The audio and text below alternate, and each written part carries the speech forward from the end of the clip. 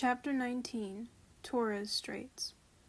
During the night of the 27th or 28th of December, the Nautilus left the shores of Vanikoro with great speed. Her course was southwesterly, and in 3 days she had gone over the 750 leagues that separated it from La Perouse's group and the southeast point of Papua. Early on the 1st of January, 1863, Conseil joined me on the platform. "Master, will you permit me to wish you a Happy New Year?" "What, Conseil, exactly as if I was at Paris in my study at the Jardin des Plantes? Well, I accept your good wishes, and thank you for them. Only, I will ask what you mean by a Happy New Year under our circumstances. Do you mean the year that will bring us the end of our imprisonment, or the year that sees us continue this strange voyage?" "Really, I do not know how to answer, master. We are sure to see curious things, and for the last 2 months we have not had time for dullness. The last marvel is always the most astonishing, and if we continue this progression, I do not know how it will end. It is my opinion that we shall never again see the like. I think then, with no offense to master, that a happy year would be one in which we could see everything." On 2nd January we had made 11,340 miles, or 5,250 French leagues, since our starting point in the Japan seas. Before the ship's head stretched the dangerous shores of the Coral Sea, on the northeast coast of Australia. Our boat lay along some miles from the redoubtable bank on which Cook's vessel was lost, 10th June, 1770. The boat in which Cook was struck on a rock, and, if it did not sink, it was owing to a piece of coral that was broken by the shock, and fixed itself in the broken keel. I had wished to visit the reef, 360 leagues long, against which the sea, always rough, broke with great violence, with a noise like thunder. But just then the inclined planes drew the Nautilus down to a great depth, and I could see nothing of the high coral walls. I had to content myself with the different specimens of fish brought up by the nets. I remarked, among others, some gurmans, a species of mackerel as large as a tunny, with bluish sides, and striped with transverse bands, that disappear with the animal's life. These fish followed us in shoals, and furnished us with very delicate food. We took also a large number of giltheads, about 1½ inches long, tasting like dories, and flying piripeds like submarine swallows, which, in dark nights, light alternately the air and water with their phosphorescent light. Among the mollusks and zoophytes, I found in the meshes of the net several species of alcinarians, echini, hammers, spurs, dials, cerites, and hyalae. The flora was represented by beautiful floating seaweeds, laminaria and macrocystes, impregnated with the mucilage that transudes through their pores, and among which I gathered an admirable Nemastoma galliniaris that was classed among the natural curiosities of the museum. 2 days after crossing the Coral Sea, 4th January, we sighted the Papuan coasts. On this occasion, Captain Nemo informed me that his intention was to get into the Indian Ocean by the Strait of Torres. His communication ended there.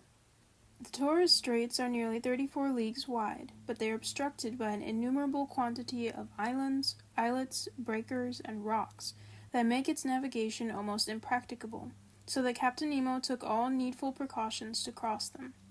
The Nautilus, floating betwixt wind and water, went at a moderate pace. Her screw, like a cetacean's tail, beat the waves slowly. Profiting by this, I and my 2 companions went up onto the deserted platform. Before us was the steersman's cage, and I expected that Captain Nemo was there directing the course of the Nautilus. I had before me the excellent charts of the Straits of Torres, and I consulted them attentively. Round the Nautilus the sea dashed furiously. The course of the waves, that went from southeast to northwest at the rate of 2½ miles, broke on the coral that showed itself here and there. "This is a bad sea," remarked Ned Land. "Detestable indeed, and one that does not suit a boat like the Nautilus. The captain must be very sure of his route, for I see there pieces of coral that would do for its keel if it only touched them slightly." Indeed, the situation was dangerous, but the Nautilus seemed to slide like magic off these rocks. It did not follow the routes of the Astrolabe and the Zelly exactly, for they proved fatal to Dumont d'Urville.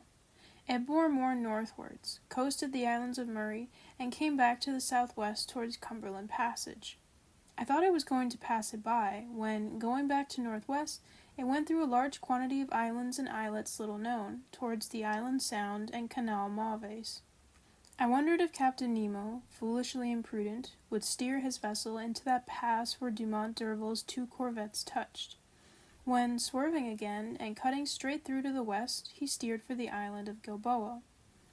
It was then 3 in the afternoon. The tide began to recede, being quite full. The Nautilus approached the island that I still saw, with its remarkable border of screw pines. He stood off it at about 2 miles distant. Suddenly a shock overthrew me.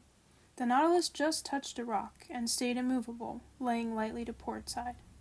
When I rose, I perceived Captain Nemo and his lieutenant on the platform. They were examining the situation of the vessel, and exchanging words in their incomprehensible dialect. She was situated thus. 2 miles on the starboard side appeared Gilboa, stretching from north to west like an immense arm. Towards the south and east some coral showed itself, left by the ebb. We had run aground, and in one of those seas where the tides are middling, a sorry matter for the floating of the Nautilus. However, the vessel had not suffered, for her keel was solidly joined.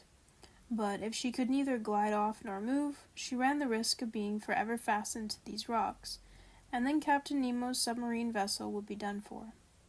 I was reflecting thus, when the captain, cool and calm, always master of himself, approached me. "An accident?" I asked. "No, an incident. But an incident that will oblige you perhaps to become an inhabitant of this land from which you flee?"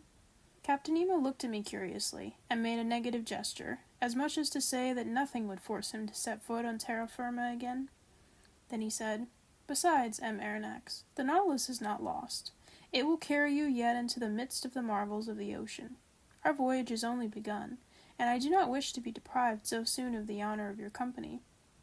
"However, Captain Nemo," I replied, without noticing the ironical turn of his phrase, "the Nautilus ran aground in open sea. Now the tides are not strong enough in the Pacific, and if you cannot lighten the Nautilus, I do not see how it will be reinflated."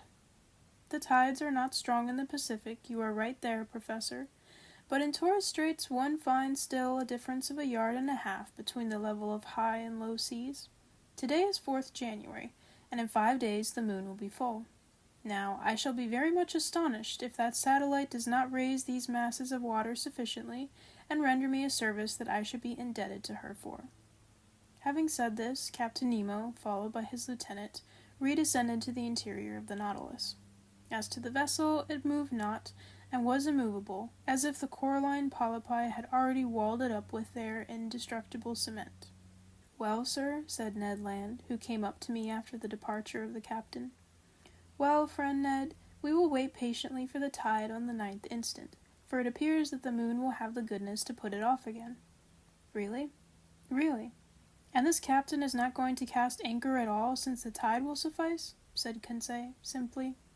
The Canadian looked at Conseil, then shrugged his shoulders. "Sir, you may believe me when I tell you that this piece of iron will navigate neither on nor under the sea again. It is only fit to be sold for its weight. I think, therefore, that the time has come to part company with Captain Nemo. Friend Ned, I do not despair of this stout Nautilus, as you do, and in 4 days we shall know what to hold to on the Pacific tides. Besides, a flight might be possible if we were in sight of the English or Provençal coast, but on the Papuan shores it is another thing, and it will be time enough to come to that extremity if the Nautilus does not recover itself again, which I look upon as a grave event. But do they know, at least, how to act circumspectly? There is an island. On that island there are trees, under those trees terrestrial animals, bearers of cutlets and roast beef, to which I would willingly give a trial."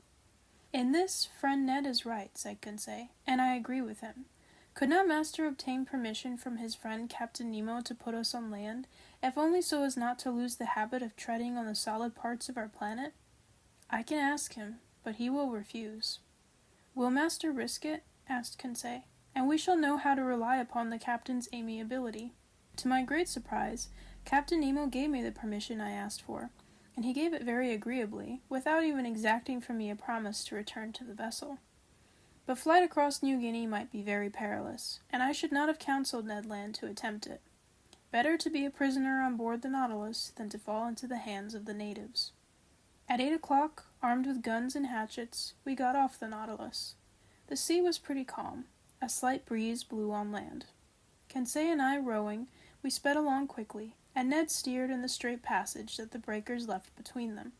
The boat was well handled and moved rapidly. Ned Land could not restrain his joy. He was like a prisoner that had escaped from prison and knew not that it was necessary to re-enter it. "Meat! We are going to eat some meat, and what meat?" he replied. "Real game. No, bread indeed." I do not say that fish is not good. We must not abuse it. But a piece of fresh venison, grilled on live coals, will agreeably vary our ordinary course. "Glutton," said Conseil, "he makes my mouth water." "It remains to be seen," I said, "if these forests are full of game, and if the game is not such as will hunt the hunter himself." "Well said, M. Aronnax," replied the Canadian, whose teeth seemed sharpened like the edge of a hatchet. "But I will eat tiger, loin of tiger, if there is no other quadruped on this island." "Friend Ned is uneasy about it," said Conseil. "Whatever it may be," continued Ned Land, "every animal with 4 paws without feathers, or with 2 paws without feathers, will be saluted by my first shot." "Very well, Master Land's imprudences are beginning."